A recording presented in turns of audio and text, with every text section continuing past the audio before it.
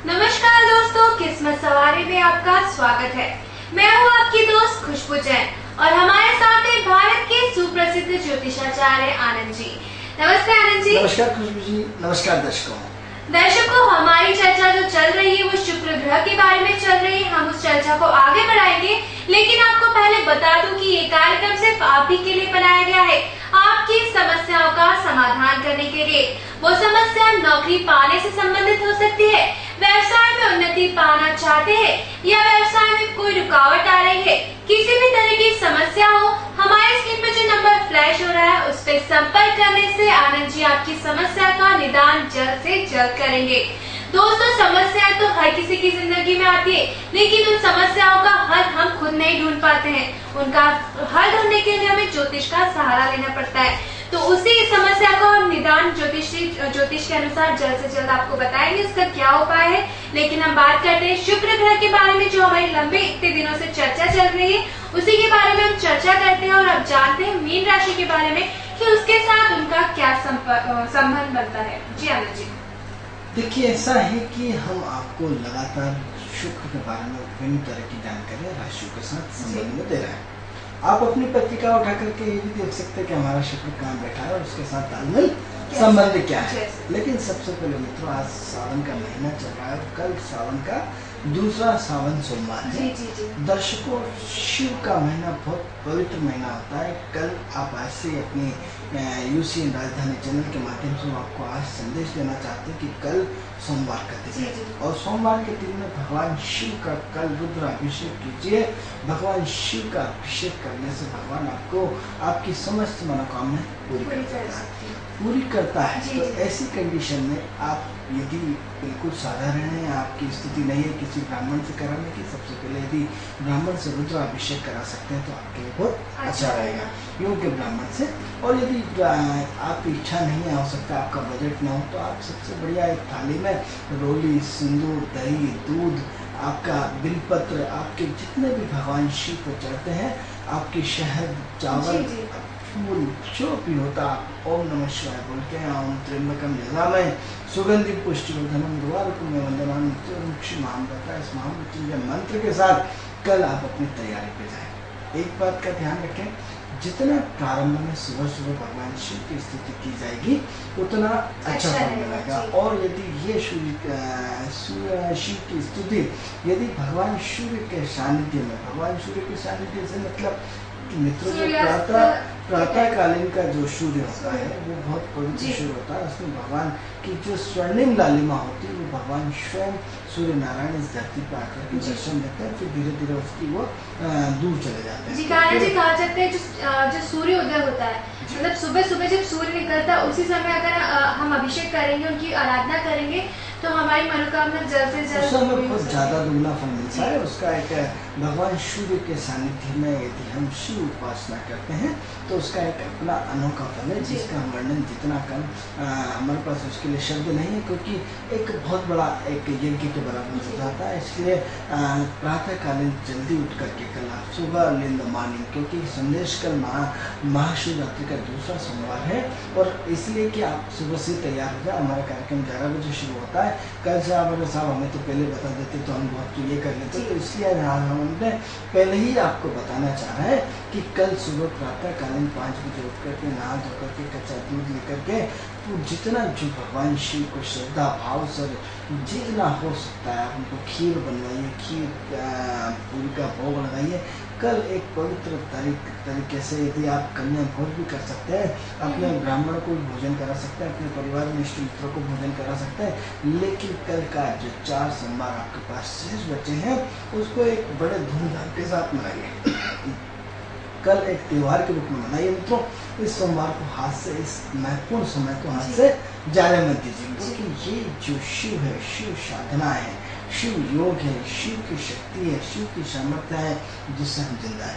यदि व्यक्ति को जीवन में यदि धन लाने से परिपूर्ण करता है तो वो मात्र शिव। शिव जी। हम अपना एक एपिसोड 4 8 12 राशियों के माध्यम से शिव से कनेक्शन करके कि शिव का 4 8 12 से संबंध हमारा एक अपना विषय रहेगा। उसके बारे में हम आपको बताएंगे कि शिव की शक्ति क्या होती है, साधना क्या होती है, क्योंकि हमारा आज का विषय दूसरा है।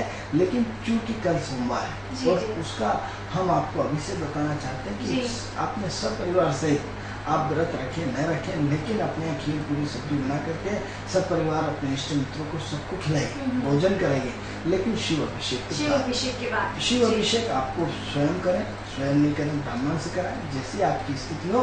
लेकिन ओम नमः शिवाय की कम से कम 11 माला उनके सामने बैठ के अवश्य रूप से करें। 11 माला शिव की करने से मित्रों उससे बहुत अच्छा फायदा होता है। और यदि आप ये सब नहीं कर सकते तो कम से कम शिव के दर्शन जरूर करें, शिवलिंग के दर्शन जरूर करें। शिव के दर्शन मात्र से भी बहुत कुछ हो सकता है। तो जरूरी नहीं आप इतना सारी चीजें आपको बहुत टिपिकल लगती हो तो आप शिव पे जल चढ़ा सकते हैं, मन से शिव जी की आराधना करिए, शिव जी पे बिलपत्र चढ़ाए, तुलसी चढ़ाए, जो भी आपको अच्छा लगे। अकबे का पौधा जो वो रहता है अकबे का, तो वो चढ़ाए, लेकिन चढ़ाए। इसमें आप बिल्कुल भी कंजूसी नहीं करें। यदि जो संभव हो सके आप उनको शिव साधना करेंगे तो ये सावन का महीना आपके लिए बहुत महत्वपूर्ण उपलब्धि ला के देगा। मित्रों हम भी सावन के महीने में पूरे 1 महीने तक हमारी शेयरिंग नहीं होती, 1 महीने तक हम नियम कानून कायदे से रहते हैं, पूरा का पूरा व्रत रखते हैं, 1 टाइम भोजन करते हैं।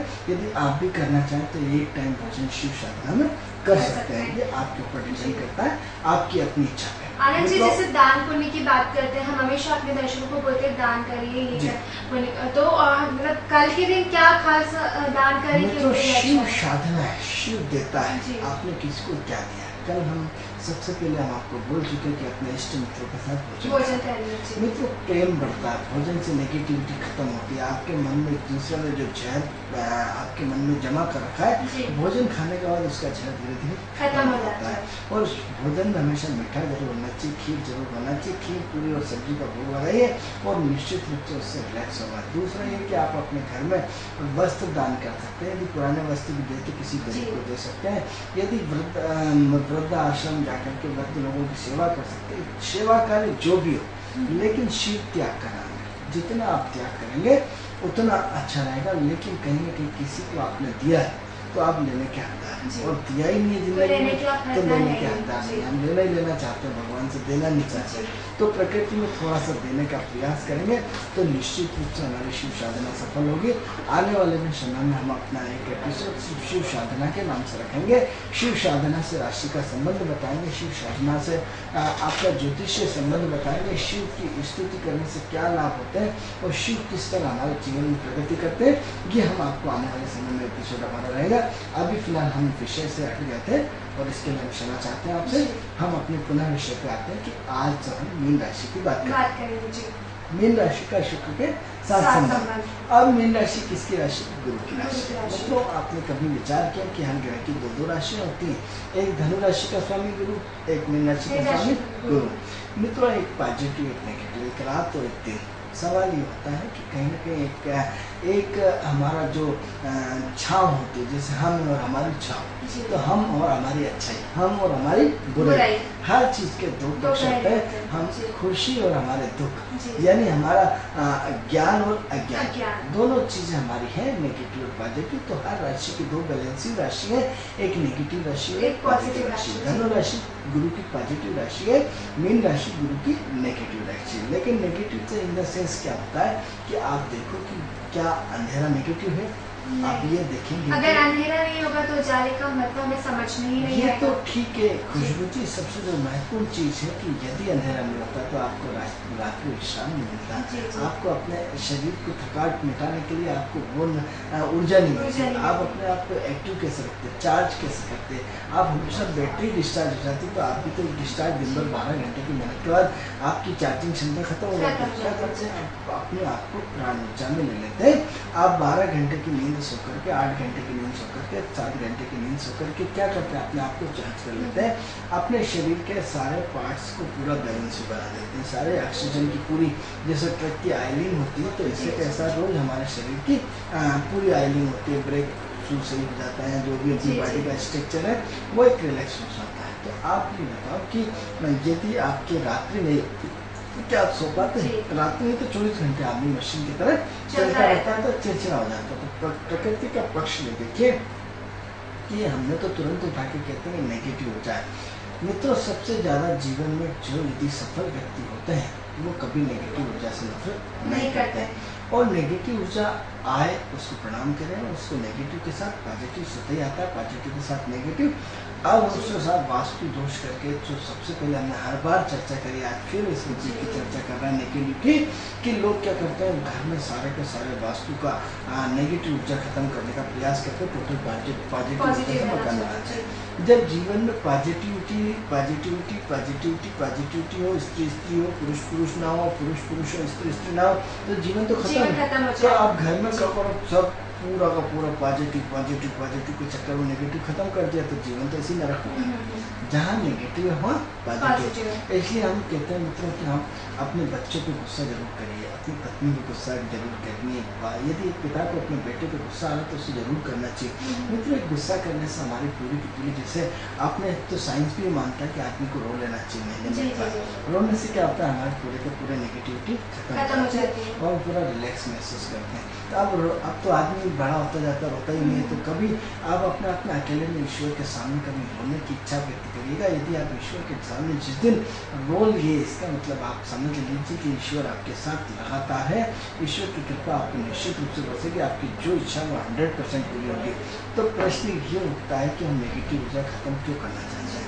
क्योंकि नेगेटिव और पॉजिटिव का बैलेंस ही जीवन है। अब नेगेटिव अरे साहब हमारे घर में तो वास्तु दोष है। अरे वास्तु दोष कहाँ से पैदा हुआ है? ईश्वर ने तो कभी कोई दोष पैदा किया ही नहीं। क्योंकि पॉजिटिव और नेगेटिव और पॉजिटिव दोनों का संबंध बैलेंस। अब क्या करता है आदमी पूरे घर में पूरा अरे साहब ऐसा ये और वो फलाना। यदि आपने सहज रूप से प्रकृति के साथ तालमेल बिठाया होता तो आपकी नेगेटिव ऊर्जा का बैलेंस होता ही होता। आप ये देखो कि आप दिन भर मार्केट में रहते हो, इस बात को आप स्वीकार करते हैं। आपके साथ अच्छा आदमी भी टकराता है, आपके साथ टकराता है। आपको अच्छी नीयत वाला भी लड़का मिलता है और आपको बुरी नीयत वाला भी। आप क्या करते हो, दोनों का तालमेल बिठाते हो, जो आपसे अच्छा लगता है उससे बात करते हो, जो उसके इसकी तो नीयत खराब, इससे बात हेलो भी नहीं करते हो, खिसक लेते हो, वो अपना कन्ने काट लेता है कि यहाँ मेरी दाल गलने वाली नहीं। तो व्यक्ति की नेगेटिव ऊर्जा आई आपसे आंखों से आंखें मिलाई और आप उससे दूर हो गए। तो ऐसी कंडीशन में नेगेटिव ऊर्जा आपके साथ रहती है। आप दिन भर भी तो अच्छे और बुरे लोगों से मिलते हो, तब तो आप ये नहीं कहते नहीं साहब तो बदमाश है, इससे सौदा नहीं करना है। आपको अच्छे लोग लाओगे कहाँ से? प्रकृति में जो भी होता है बैलेंस ही पार्ट में होता है। तो हम नेगेटिव ऊर्जा से इतनी नफरत क्यों करें? जिस दिन नेगेटिव ऊर्जा से नफरत करोगे, जो लोग कहते हैं कि साहब गरीबी मिटा दो, अमीर और गरीब का चक्कर आदि अनादि अंत से रहा है। ये आप पौराणिक कथाओं में देख सकते हैं।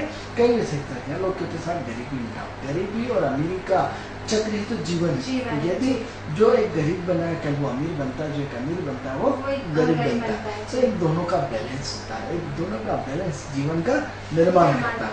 अब सब टोटल पॉजिटिव करके आप ईश्वर की सृष्टि को खत्म करना चाहते हैं, प्रकृति के तंत्र को खत्म करना चाहते हैं, ईश्वरीय व्यवस्थाओं को खत्म करना चाहते हैं। भगवान बार सृष्टि का निर्माण ही करता रहेगा, यही काम करता रहेगा क्या? इसलिए मित्रों सोच को ये कि पहले नेगेटिव को सकारात्मक कर लीजिए। और आप ये बताएं कि चश्मा बदल तो दुनिया बदल जाती है। चश्मा इन द सेंस सोच बदल दो दुनिया बदल जाएगी। आपको जो आदमी बहुत खराब दिखता था, अरे तो खराब है, बदमाश है, जैसे आप उसके संपर्क में आते हो वो आपका अच्छा देना लगता है, आपको हेल्प करने लगता है, तो अरे यार इसके बारे में अपनी सोच जो है वो बदल जाती है। क्योंकि जब भी राहु होता है अच्छे आदमी को। दर्शक जुड़ रहे हैं हमारे साथ। हेलो हेलो नमस्ते, आप कहाँ से बोल रहे हैं? हेलो नमस्कार, मैं भोपाल से बोल रही हूँ। जी भोपाल में कहाँ से बोल रहे हैं आप? मैं औरंगाबाद से बोल रही हूँ। जी आप किसके बारे में जानना चाहते हैं आप? मेरे भाई है, छोटा भाई है, उसके बारे में जानना चाहती हूँ। जी तो आप अपने भैया की डेट ऑफ बर्थ बताइए हमें। हाँ बता रही हूँ। 22 मार्च 1989। 12 बजे के बीच। 12 बजे दिन में हुआ है रात? हाँ सुबह 12 बजे कब हुआ है? मतलब आप 12 बजे हुआ है वो। ठीक है। कहाँ पे हुआ है उनका जन्म? भोपाल में हुआ है। जी क्या करते हैं भैया? इसको नौकरी कब तक रहेगी जी और इसको आगे इसको भविष्य कैसा रहेगा? जी ये जानना चाहते हैं कि नौकरी कब तक लगेगी। जी आप हमारी टीवी स्क्रीन पे देखिए, हम आपके बारे में ही बताने वाले हैं। हाँ ठीक। जी देखिए ऐसा है कि बहुत आपको प्रणाम करते हैं, कम से कम आप अपने भाई की चिंता भाई की करें। चिंता करते हैं। ये एक बहुत अच्छी बात है मित्रों। यदि हम परिवार में सब एक दूसरे का यदि ध्यान रखें तो मित्रों परिवार के कभी टुकड़े नहीं हो सकते, परिवार की कभी भी वैचारिक मतभेद नहीं हो सकते, परिवार में कभी गलत फहमियाँ नहीं होती। मित्रों हम त्याग करना नहीं चाहते।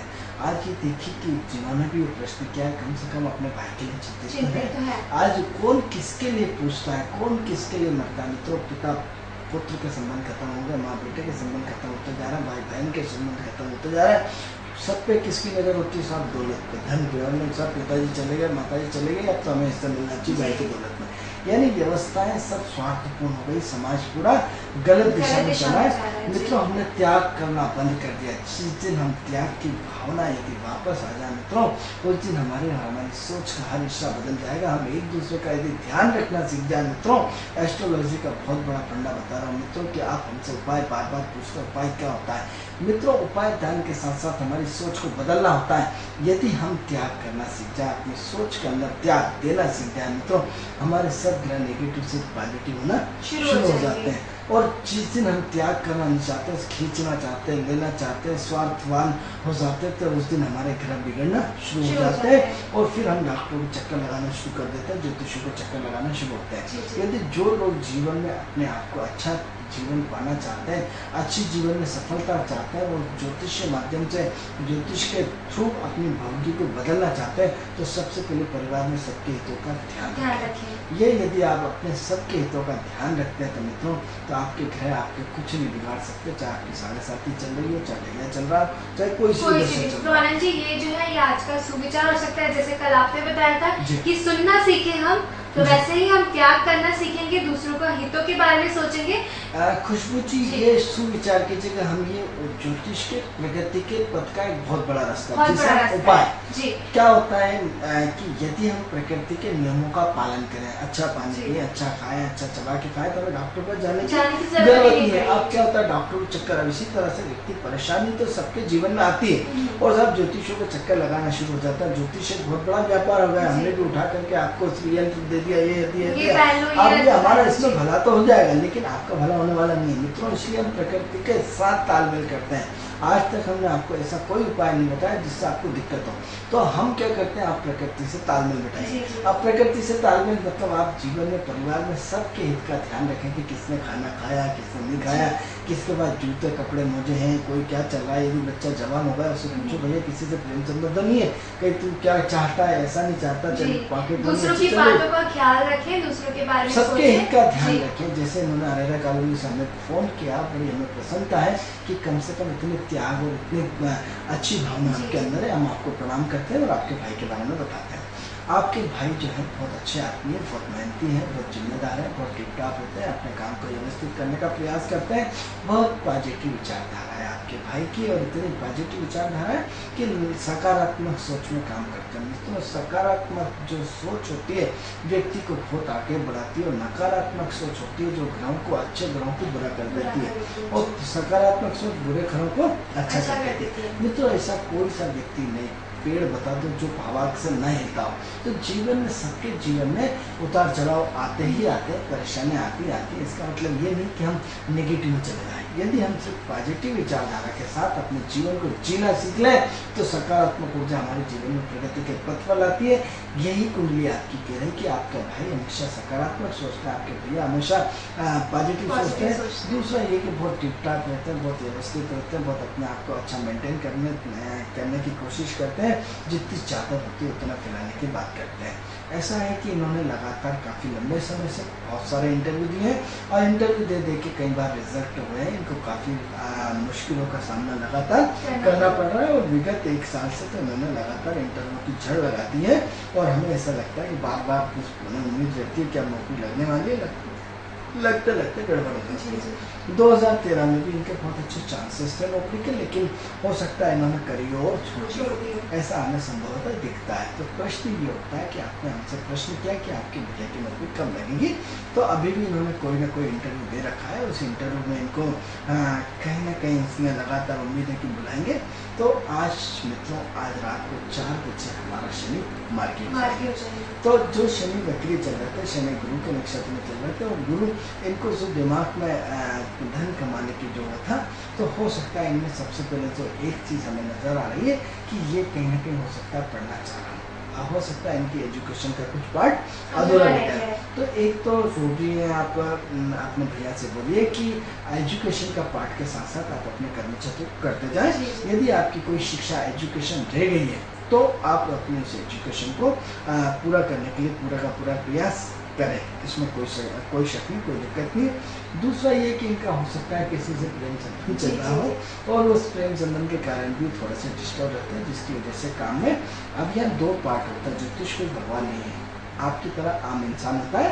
इसमें या तो इनकी एजुकेशन का पार्ट रखा है या फिर इनका प्रेम। हेलो हेलो, हाँ गुरु जी नमस्ते। नमस्कार नमस्कार, राधे राधे। हेलो, कहाँ से बोल रहे हैं आप? हम सिद्धार्थ कॉम्प्लेक्स से बोल रहे हैं। सिद्धांत हमारा भतीजे का डेट ऑफ बर्थ है 1985, सुबह 7:50। सुबह 7:50। अग्रज नाम है उसका। जी, आपने उनकी हमें डेट ऑफ ईयर बताया, आप हमें पूरी डेट बताइए, उनकी जन्म दिनांक।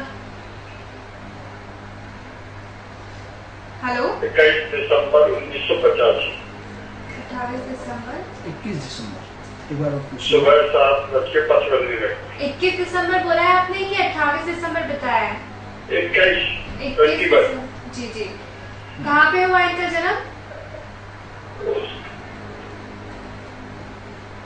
टीकमगढ़ में हुआ इनका जन्म। सुबह 7:50 पे हुआ इनका जन्म। क्या जानना चाहते हैं आप इनके बारे में? उसकी शादी कब तक होगी और वो कारोबार नौकरी कैसी चली? जी जी जी, चलिए अभी थोड़ा सा वेट करें, हमारे पास ऑलरेडी जिन्होंने अपने भाई के बारे में पूछा उनके बारे में बता रहे थे। इस 5 मिनट का वेट करें, फिर हम आपको बता रहे हैं। सेकंड नंबर आपका है, थोड़ा सा वेट करें।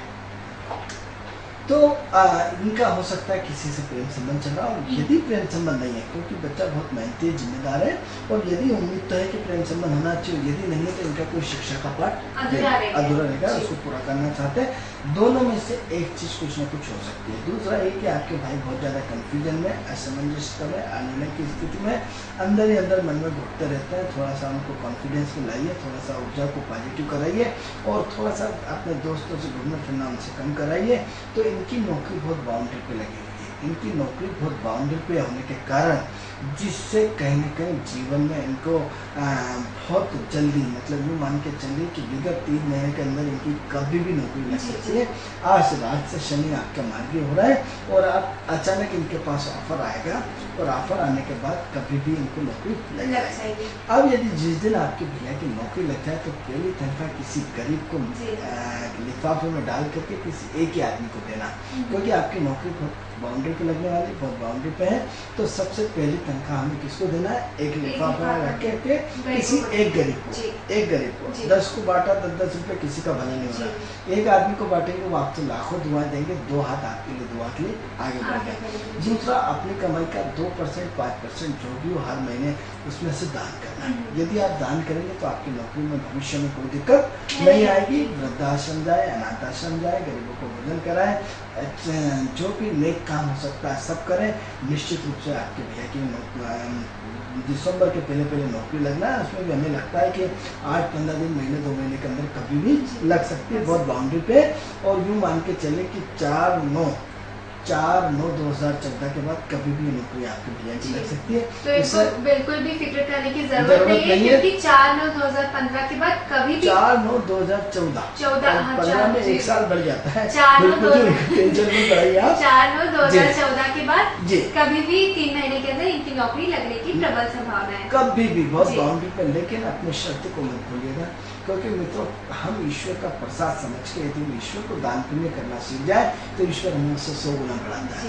इसलिए देना सीख जाइए, आपकी ईश्वर स्वतः ही मदद करेगा। आपकी सफलता हमें बहुत जल्दी दिख रही, और बहुत जल्दी आपके भैया की नौकरी लगने वाली है। धन्यवाद। होगा। जी आनंद जी, अब बढ़ते हैं हम जो हमारी अगली कुंडली है, जी। जिन्होंने अभी फोन किया था, उनके बारे में देखते हैं। उनके भतीजे की शादी के योग कब तक बन रहे हैं जी। और क्या कहती है उनकी कुंडली? देखिए ऐसा है कि ये इन्होंने 21 दिसंबर 1985 7:50 टेकमगढ़ का हमें फोन किया है। धनु लग्न की पत्रिका। ऐसा व्यक्ति काफी जोशीला होता है, काफी एक्टिव रहता है, काफी एनर्जेटिक रहता है, काफी पावरफुल बंदा है, काफी किसी से न झुकने वाला बंदा है, अपने आप को बहुत टिप टॉप रखने वाला बंदा है, बहुत हाई प्रोफाइल का बंदा है और पूरा लग्जरियस तरह का बंदा हमें दिखाई दे रहा है।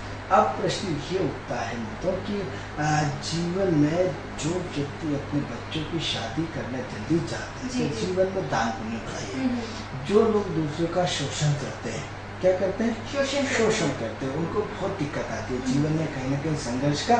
आज हम अपने बच्चों को लेकर चिंतित है, अपने बच्चों की शिक्षा को लेकर चिंतित है, अपने बच्चों की पढ़ाई को लेकर चिंतित है, बच्चों की शादी को लेकर चिंतित है, बच्चों के कर्म क्षेत्र को लेकर के चिंतित है। कभी आपने सोचा कि ये सारी दिक्कतें क्यों आती है? क्यों आती है? इसलिए आती है कि हम जीवन में देना नहीं चाहते, हम लेना ही लेना चाहते हैं। एक ज्योतिष का भी एक अपना परिवार होता है। ज्योतिष को भी हम दूसरों का शोषण करते हैं, दूसरे हमारा शोषण करते हैं। प्रकृति आपका शोषण करती है, हमारा नहीं, प्रकृति। तो क्या है कि आप दूसरों पे किसी चलाएंगे तो क्या आप देना नहीं चाहते, लेना ही लेना चाहते हैं। तो जब हम जीवन में देना नहीं चाहते, हम दूसरों को केची चलाते हैं तो ईश्वर आपको छोड़ देगा। आप यदि किसी की मेहनत रखते हैं तो उसका फल तो आपको भोगना ही पड़ेगा और उससे 100 गुना करके भोगना पड़ता है। क्योंकि मित्रों आपको आज ईमानदारी से आपको घर बैठे ज्योतिष मिला है तो आपको अपना दान पुण्य बढ़ाना पड़ेगा। अब क्या होता है, हम राहु क्या होता है, लालची होता है। राहु क्या हमें लालच में पूरा का पूरा लालच दिखा के उलझा देता है। बहुत बढ़िया प्रश्न बोला आपने, उलझा देता है। तो राहु जब उलझा देता है तो थोड़ी सी लालच के चक्कर में हम अपने स्वार्थ के चक्कर में अपने सब कुछ झोंक देते हैं। लेकिन यदि हम जीवन में यदि केची नहीं चलाए तो हम ये सारे संघर्ष को करना पड़ेगा। मित्रों जीवन में आज देना सीखिए। अब जिससे भी आप अपने कभी भी भविष्य में यदि पत्रिका दिखाते हैं तो आप उसका मेहनताना दीजिए, उसका परिश्रम दीजिए। यदि आप उसका परिश्रम में केची चलाते हैं उसको कोई फर्क नहीं पड़ता है, आप ही को उसका भोगना पड़ता है, कोई दूसरा नहीं भोगेगा, आपको ही भोगना पड़ेगा। अब केची चलाओगे तो आपके जीवन में कहीं ना कहीं परेशानियां बढ़ेंगी, अगला तो चला जाएगा, कोई फर्क नहीं पड़ता, लेकिन आपको उसके फल भोगने के लिए बिल्कुल तैयार रहना चाहिए।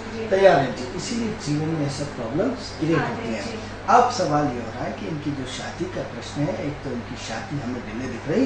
अब डिले होने का कारण क्या होता है कि इस लड़के ने क्या करा है कि इसने लिंग में बहुत ज़्यादा निकाली कि मुझे तो ऐसी लड़की होना, मुझे ये होना, मुझे वो नहीं होना, मुझे पढ़ी लिखी होना, मुझे, जिसके कारण इसकी शादी में विलम्ब हुआ। क्योंकि ये भैया अपने ओवर कॉन्फिडेंस में, इतने ओवर कॉन्फिडेंस में कि मुझे तो सुंदर लड़की होना, मुझे पढ़ी लिखी होना, मुझे इंजीनियर होना, मुझे कमाई होना, मुझे नौकरी वाले होना, उस चक्कर में इनके पास ढेर सारे रिश्ते आए और चले गए। उस वजह से इनको जीवन में शादी के कारण प्रॉब्लम आ रही है। अब प्रश्न ये उठता है कि शादी के कारण प्रॉब्लम आ रही है, लेकिन उम्मीद है कि अभी जो फाइनल तारीख है हमें वो 14/9/2015 के बाद दिखती है। अब 14/9/2015 के पहले संभावना 50% है, हो भी सकती है और नहीं भी हो सकती। मतलब एक जो कॉन्फिडेंस होना चाहिए उसका 50-60% दिख रहा है। 100% कॉन्फिडेंस जो है और वो है इसके बाद नवंबर 2015 के बाद। लेकिन प्रश्न ये उठता है कि इससे पहले आपको बिल्कुल ये सारे शांतिप्रिय ढंग से चुप रहेंगे, अपने आप का बैलेंस बना के रखेंगे तो अच्छा रहेगा।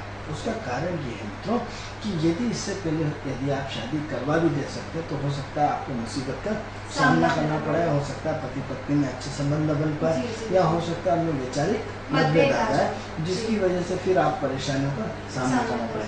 तो इसलिए इस शादी में जल्दबाजी बिल्कुल न करें। आप इसमें जो है वो 4/9/2015 के बाद, यदि 4/9/2015 के बाद इस बच्चे की शादी करेंगे तो आपके लिए, आपके परिवार के लिए, सबके लिए अच्छा होगा। और लड़की के लिए भी अच्छा रहेगा, लड़के के लिए भी अच्छा रहेगा।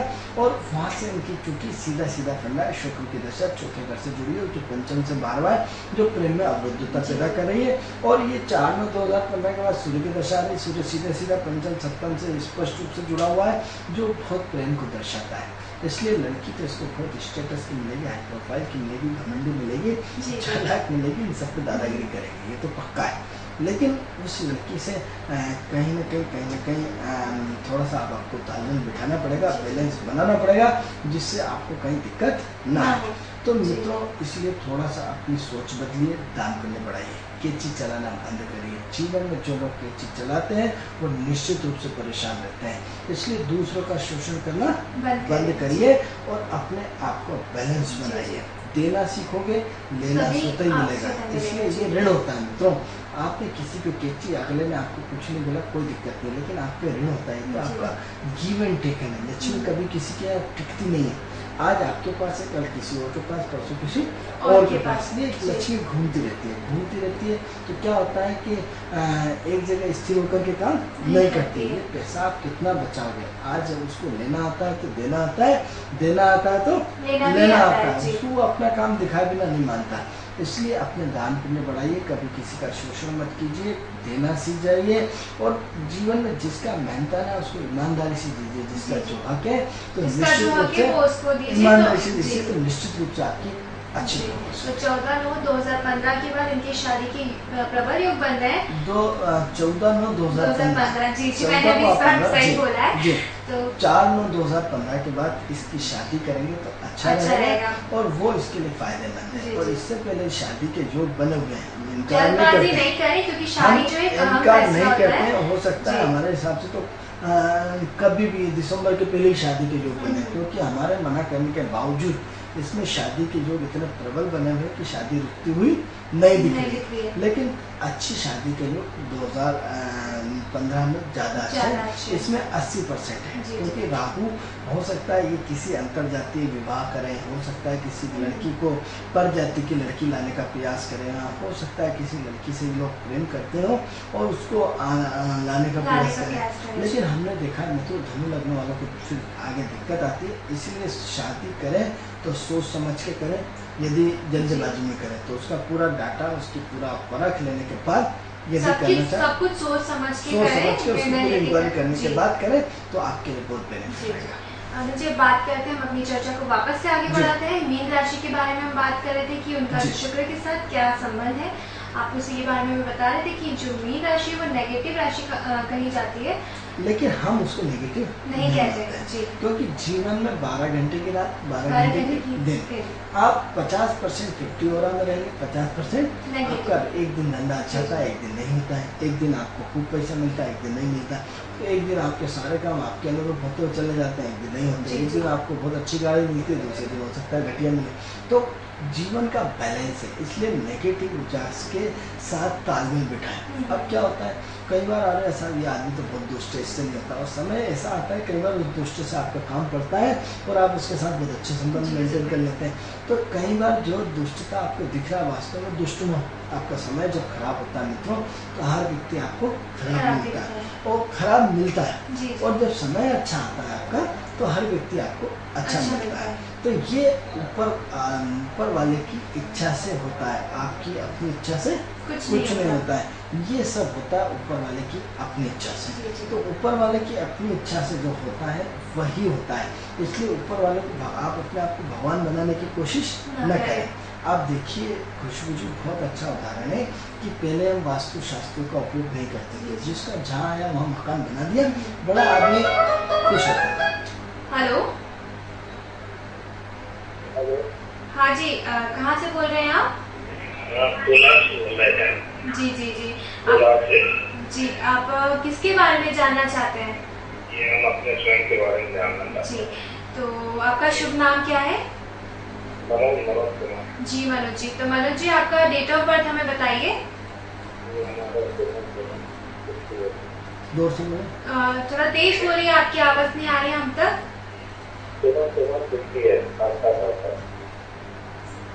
7/7/1968। समय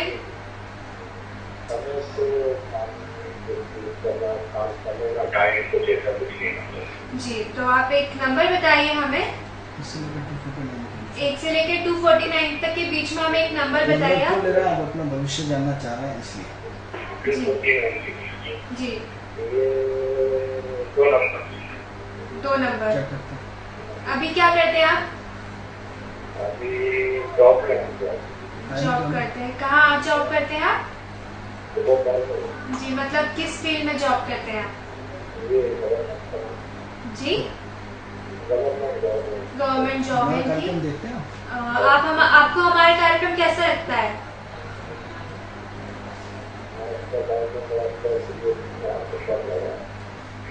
आप नियमित देखते हैं? आप रोज देखते हैं हमारा कार्यक्रम? जी जी जी। चलिए मनोज जी, चलिए आपके बारे में हम बताने ही जा रहे हैं। आप अपनी टीवी स्क्रीन पे देखिए। हेलो मनोज जी। ये पारिवारिक समस्या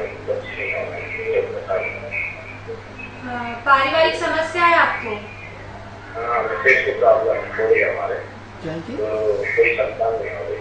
इनकी कोई संतान नहीं हो पा रही है, ये बताना चाह रहे हैं, तो जानना चाहते हैं कैसा क्या अभी कितने रहेगा। बच्चे हैं? अभी आपके कितने बच्चे हैं? नहीं है ना।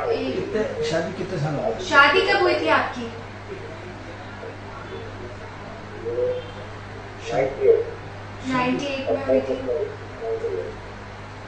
जी, तो आप हमारी स्क्रीन पे देखिए। आनंद जी आपके बारे में ही बताने वाले हैं। जी मित्रों, जैसे कि हमने आपको बताया कि दान पुण्य व्यक्ति की सारी समस्याएं हल कर देता है। जब हम पैसे पूर्व जन्म का या इस जन्म का हम दान पुण्य नहीं करते तो समस्या हमारे सामने बिल्कुल खड़ी हो जाती है। क्योंकि धन दाने से आपने देखा होगा, शिव पुराण का अध्ययन करिए, आप अपने सामान्य धार्मिक ग्रंथों का अध्ययन करिए मित्रों, कि हम सब तब दान पुण्य करने से क्या होगा, अच्छे कर्म करने से क्या होगा।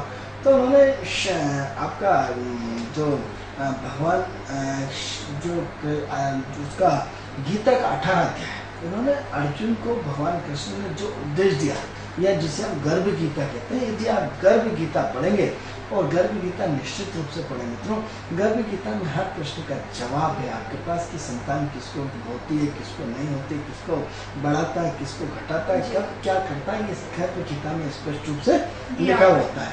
तो अब प्रश्न ये होता है कि हम दान पुण्य करना नहीं चाहते और मजे पूरे लेना चाहते हैं, तो यदि जीवन में हम जब तक दान पुण्य मित्रों नहीं करेंगे, क्योंकि इस धन में सबका हक है, एक गरीब का भी है कि एक अमीर का हक है।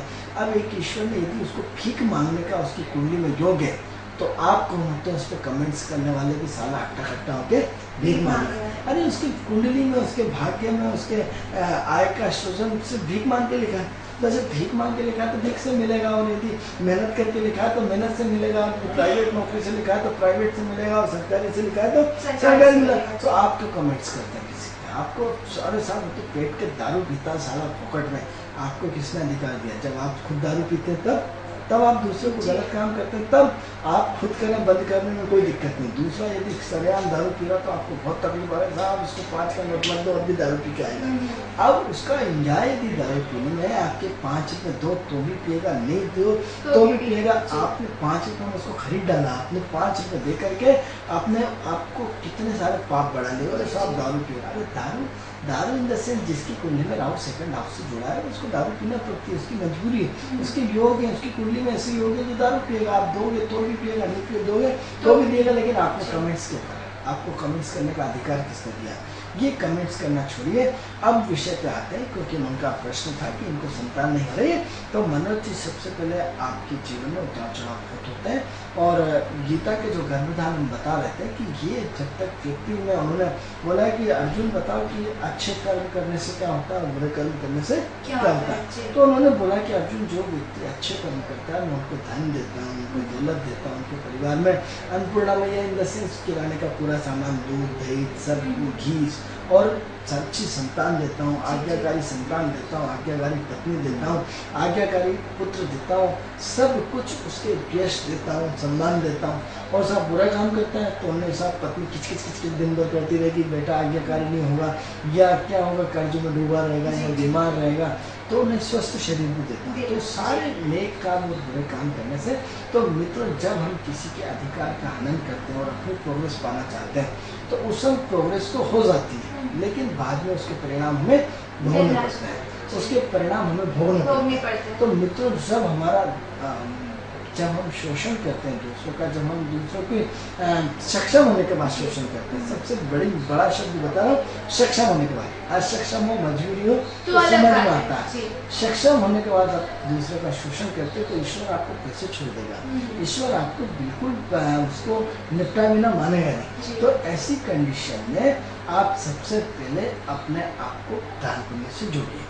तो मनोज जी, हम आपके बारे में चर्चा करते हैं कि सबसे पहले तो आपके जीवन में अप एंड डाउन बहुत ज़्यादा है, बहुत टिप टॉप रहते हैं, बहुत व्यवस्थित ढंग से रहते हैं, अपने काम को पूरा एनर्जी के साथ करते हैं और पूरा एक्टिव एनर्जी के साथ आप 24 घंटे लगे रहते हैं। अब मनोज जी, इसमें बुरा नहीं मानेंगे, आपके उसमें शुक्राणु की कमी है। मित्रों, जब भी शरीर में शुक्राणु की कमी आती है तो शरीर में जो वीर्य की कमी आती है, जिसके कारण बच्चों का सृजन करने में हमें प्रॉब्लम क्रिएट होती है। तो सबसे पहले तो आप अपना इलाज कराएं और इलाज कराने के बाद किसी अच्छे योग के डॉक्टर से इलाज कराएं, क्योंकि आपकी कुंडली में संतान के योग हैं, लेकिन इसमें शुक्र और बुध पूरी तरह बाधित है।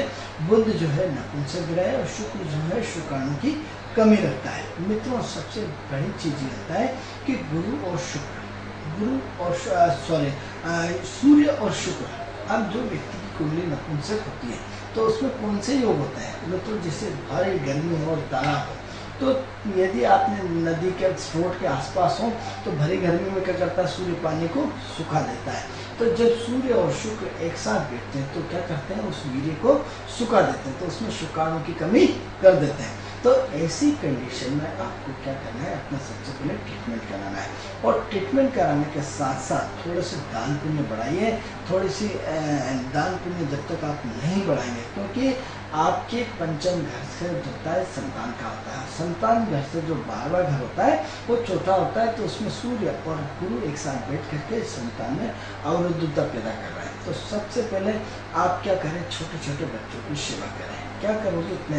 जब तक आप सेवा नहीं करोगे तो कुछ नहीं होने वाला। तो आप सबसे पहले मनोज जी, आप जो गरीब बच्चे रहते हैं, वो गरीब बच्चे जो पन्नी गिनते रहते हैं और जो नासमझ होते हैं, अंडरग्राउंड 12 साल के अंदर का बच्चा, आप उसको जीन्स, उसको शर्ट, उसको अंडरवियर, उसको बनियान, उसको टी शर्ट, उसको मोजे, उसको जूते, उसका तेल, उसका कंघा, उसकी मिठाई और साथ में 100 रुपये का लिफाफा, लगातार हर महीने आपको तनख्वाह मिले, कम से कम 5-11 बच्चों को लगातार करिए। और लगातार यदि करते हैं मित्रों, क्योंकि लोहे को लोहा काटता है, तो अब क्या होता है? आपको संतान चाहिए तो छोटे बच्चों को जो मासूम रहता है उनकी सेवा करना पड़ेगी। क्योंकि राहु के थ्रू कनेक्टेड है, तो जो गंदगी वाले बच्चे, अब आपने पड़ोसी के बच्चों को ही कर दिया, आपने बर्तन मांजने वाली बाई को ही कर दिया। बर्तन मांजने वाली बाई आज की तारीख में अमीर होती है, कमी होती है। 10 जगह बर्तन मांज के आपसे 10,000 इकट्ठे, 2-2 हज़ार करके 10-20 हज़ार इकट्ठे करती है, सक्षम होती है। आपने उसी को दे डाला तो दान दुआएं कहाँ लगी? अब मान लो एक गरीब बच्चे को आपने दिया तो उसकी माँ, अरे भगवान भला करे मेरे बच्चे को जैसा बना, उसको अभी तो अरे यार भगवान भला करे, उसकी दादी अरे यार भगवान भला, उसके अड़ोसी पड़ोसी। तो ये जब गरीब बच्चे को टिपटाप आदमी देखते अरे किसने दिया, अरे उसको भगवान भला। तो एक दुआएं निकलती है मित्रों, दुआओं से भाग्य बदलता है। क्या करते हैं? कई बार हम कैची चला करके बददुआएं लेते हैं। आदमी बोलता नहीं है, लेकिन आप उसकी अंतरात्मा दुखाओगे तो कहीं ना कहीं उसके अंदर तकलीफ तो होती है, क्योंकि कैची चलाना गुनाह होता है। तो आप क्या करो कि आप उन छोटे छोटे बच्चों की सेवा करो, उन छोटे छोटे बच्चों को एक अच्छे उसमें दीजिए, 100 रुपये का लिफाफा और एक मिठाई। मित्रों, मिठाई से बच्चे बड़े खुश हो जाते हैं। आप लड्डू दे दो, उन्हें कपड़े पहना दो, उन्हें जूते मोजे पहना दो, उनको टिप टाप कर दो, आप बच्चा मासूम होता है। मित्रों, फिर बच्चे का जो कर्ता धर्ता रहता है वो गुरु होता है। गुरु की परमिशन के बगैर बच्चे नहीं होते। जो आपके चतुर्थ स्थान बैठा तो गुरु बच्चों को रिप्रेजेंट करता है, तो छोटे छोटे बच्चों को रिप्रेजेंट करता है। तो आप क्या करो? अपने गुरु को ठीक करो। किसके थ्रू? इसके थ्रू। तो आप अपने हर गुरुवार को कम से कम 3 से 5 बच्चों की सेवा यदि हर गुरुवार कर सकते हो तो अच्छी बात है, और नहीं तो महीने में 11 बच्चों का तो कम से कम करिए। तो ऐसा करने से कहीं ना कहीं आपके जीवन में जो आप चाहते हैं संतान के लिए वो निश्चित रूप से होंगे। मतलब क्या करते हैं कि आप खाना खाते हो तो खाना खाने से लिए क्या करते हो? बर्तन को साफ करते हो, इसके बाद खाते हो। ऐसे ही गंदे बर्तन ले लेते हो। आप जमीन का बीज बोते हो, कब बोते हो? पहले फसल को, जमीन को अपने खुशी उसके अनुरूप को उस पर हल चलाते हो, उसमें बखर चलाते हो, उसके बाद अनुरूप। तो सबसे पहले अपना दान पुण्य तो बढ़ाओ, अपने फाउंडेशन तो बनाओ, फिर आपकी अगली स्टेज आपकी चालू होगी, तो ये आप सबसे पहले इसमें सुधार करें और थोड़ा सा एक अच्छे योग्य डॉक्टर से मिलें। और इसके अलावा यदि आप हमसे मिलना चाहते हैं तो हमारे लैपटॉप के ऊपर हमारा नंबर है, आप हमसे संपर्क कर सकते हैं और आपसे अच्छे ढंग से बात हो सकती है। जी आनंद जी, तो आनंद जी हमारे पास समय सीमा का अभाव है, तो दर्शकों को हम आपको ये कहना चाहेंगे कि ये कार्यक्रम सिर्फ आप ही के लिए बनाया गया, आपकी समस्याओं का समाधान करने के लिए। ये जो नंबर है हमारा, ये बिल्कुल निःशुल्क नंबर है, इस पे कॉल करने में आपके कोई चार्जेस नहीं लगेंगे। तो कोई भी समस्या हो, किसी भी समस्या के बारे में आप जानना चाहते हैं तो हमारे स्क्रीन पे जो नंबर फ्लैश हो रहा है उस पर संपर्क करें। ये कार्यक्रम आपको कैसा लगता है, कोई सुझाव आप हमें देना चाहते हैं तो हमारे स्क्रीन पे जो नंबर फ्लैश हो रहा है उस पर फोन करके हमें आप अपने सुझाव दे सकते हैं, बता सकते हैं। तो दर्शकों, किस्मत सवारी में फिलहाल इतना ही। अगले दिन फिर मिलेंगे नई किस्मत के साथ, तब तक के लिए नमस्कार। नमस्कार।